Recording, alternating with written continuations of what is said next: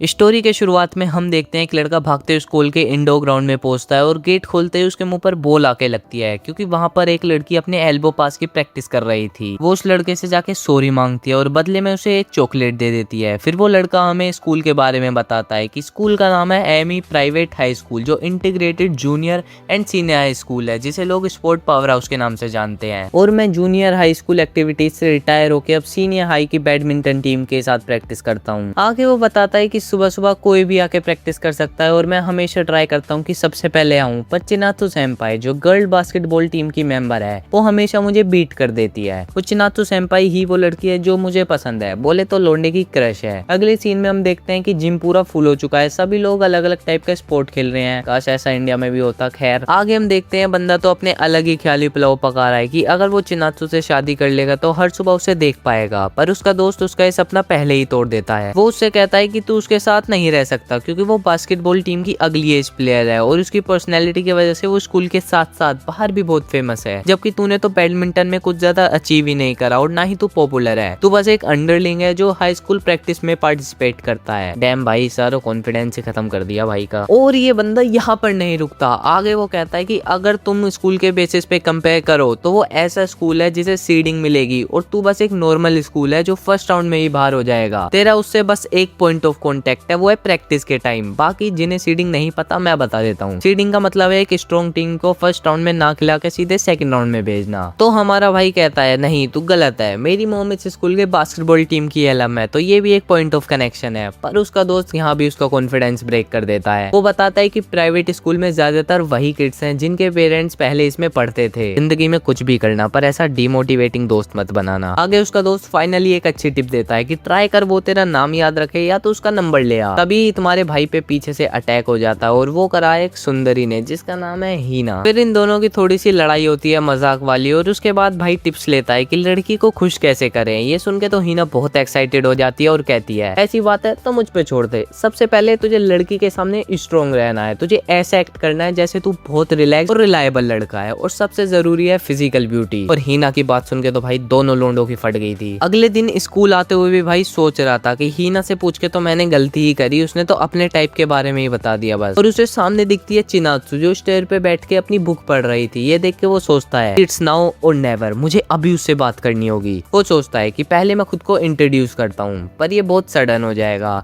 तो फिर मैं उसे चॉकलेट के लिए थैंक्स बोलूंगा, पर वो तो मैंने अभी तक खाई भी नहीं है। मुझे चिनात्सु से पूछना चाहिए वो कौन सी बुक पढ़ रही है। छोड़ो, मैं चुप ही खड़ा रहता हूँ। इतने में चिनात्सु को छींक आ जाती है और इसी मौके का फायदा उठा के भाई तुरंत अपना मफलर ऑफर कर देता है और साथ ही चाय, ग्लव्स और एक पॉकेट हीटर भी ऑफर करता है। बंदा पूरा ग्रीन फ्लैग तो है, पर अब उसे रियलाइज होता है कि उसने बिना सोचे समझे क्या क्या कह दिया है। और चिनात्सु भी उसी की साइड देख रही होती है और कहती है मैं तो वेट कर रही हूँ, अब आगे तुम मुझे क्या दोगे। और ये कह के वो हंसने भी लग जाती है। ये देख के भाई तो खुश हो जाता है, पर तभी उसे खुद छींक आ जाती है, तो चिनात्सु उसे खुद अपने हाथों से मफलर पहना देती है, जो देखकर भाई सोचता है ये तो बिल्कुल ऐसा है जैसे एक न्यूली वेड वाइफ अपने हस्बैंड की टाई बांध रही हो। और इतने वहाँ पे गार्ड आ जाता है चाबी लेकर। चिनात्सु जाते हुए कहती है बीमार मत पड़ जाना इनो माता ताई की। तो ताई की पूछता है तुम्हें मेरा नाम कैसे पता चला। चिनात्सु कहती है गुड क्वेश्चन, मुझे खुद नहीं पता, पर तुम्हारी मोम बहुत अच्छी है। ताई की अपना मफलर देखता है तो उसके मफलर की टैग पे उसका नाम लिखा हुआ था। आगे हम देखते हैं ताई की स्कूल में घूम रहा था और उसे रास्ते में चिनात्सु और गर्ल्स बास्केटबॉल टीम को दिखते हैं साथ में। इतने में हीना उसके पीछे से आके कहती है तेरे सपने कुछ ज्यादा ही बड़े हैं। और फिर वो ताइकी के मजे लेने को कहती है मैंने उस लड़की को एक लड़के के साथ देखा था,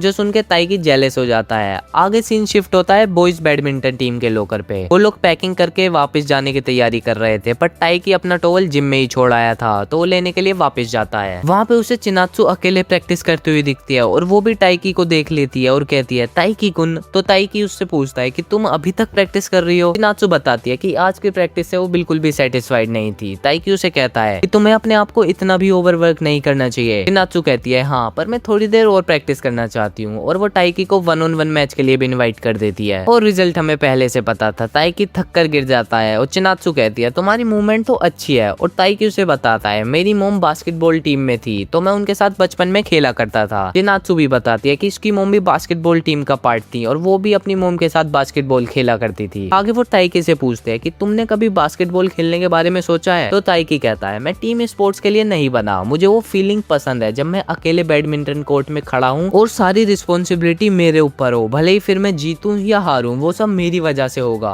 इस चीज को कॉम्प्लीमेंट करते हुए चिनात्सु कहती है तुम बहुत हार्ड वर्किंग हो, पर ताइकी कहता है ऐसा कुछ नहीं है, मुझसे ज्यादा हार्ड वर्किंग तो तुम हो। मुझे याद है जिस दिन तुम जूनियर हाई से रिटायर हुई थी, तुम उसके अगले ही दिन प्रैक्टिस करने आ गई थी। आज से लगभग 1.5 साल पहले उस दिन कोई क्लब एक्टिविटी नहीं थी, मैं पास में ही रहता हूँ, तो मैं स्कूल आया था अपना सामान पैक करने और वहाँ मैंने तुम्हें देखा था रोते हुए। बाद में मुझे पता चला तुम नेशनल खेलने के लिए बहुत क्लोज थी पर हार गई थी। ये तुम्हारे लिए बहुत डिसअपॉइंट होगा क्योंकि तुमने इतनी मेहनत करी तब भी तुम हार गई और इसी वजह से मुझे भी हार्ड वर्क करना है। और वो मन में कहता है शायद उसी दिन से तुम मुझे पसंद आ गई थी। डैम भाई क्या आशिक है। और ये सब सुन के चिनात्सु शर्मा जाती है और कहती है मैं तो भूल ही गई थी। इतने में वॉचमैन आके कहता है तुम लोगों को अब घर चले जाना चाहिए। देन सीन शिफ्ट होता है नेक्स्ट डे पे। ताइकी अपने घर पे था, उसे डाइनिंग टेबल पे चिनात्सु सेंपाई की मैगजीन दिखती है, जो देख के वो बहुत शॉक हो जाता है। ताइकी की मोम उससे पूछती है तो उसे जानता है चिनात्सु की मोम और मैं टीममेट हुआ करती थी।